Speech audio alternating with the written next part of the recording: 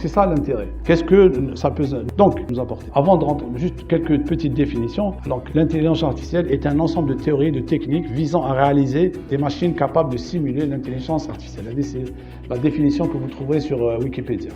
Maintenant, j'ai mis entre côtes, d'autres définitions sont un peu plus out of the record. L'utilisation de l'ordinateur pour modéliser un comportement humain avec une intervention minimale humaine. Donc à partir de là, est-ce que l'intelligence artificielle peut avoir un comportement proche de celui d'un, est-ce qu'elle peut vraiment apporter quelque chose d'un praticien?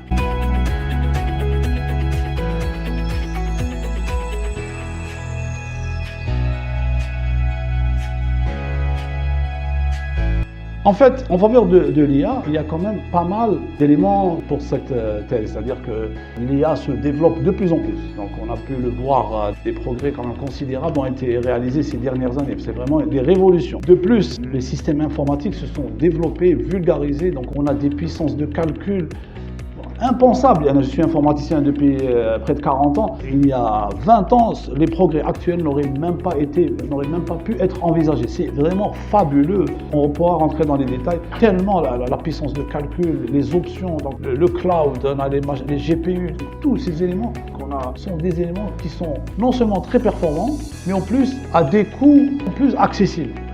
Donc finalement, il y a un apport considérable. C'est-à-dire tout ça milite pour l'IA. C'est-à-dire les prix sont en train de descendre, l'accessibilité, l'accès. Donc j'ai des étudiants qui travaillent avec moi qui ont pu accéder à des clusters aux États-Unis pour quelques dollars, vraiment, ou des fois gratuitement. Chose impensable il y a quelques années. Donc tout ce qui est sur le stockage, etc., tout ça, les prix sont en train de chuter. Les logiciels sont de plus en plus performants, accessibles via le net.